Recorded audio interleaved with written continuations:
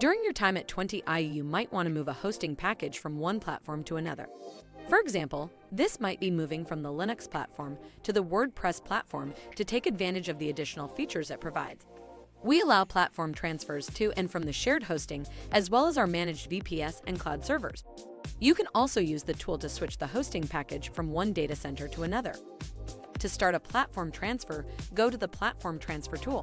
In this case, we'll do a transfer from WordPress back to Linux, but it's the same process for all platform types. From here, select the package you wish to transfer from the drop-down menu. Next, select the platform type you wish to move the package to. Select the data center this should use. You can only choose to change the data center location if you have purchased the additional data center add-on. Select a package type you've created for that platform type that you wish the package to use. Finally, click the Begin Transfer button. The package will then begin transferring to the platform and package type you selected.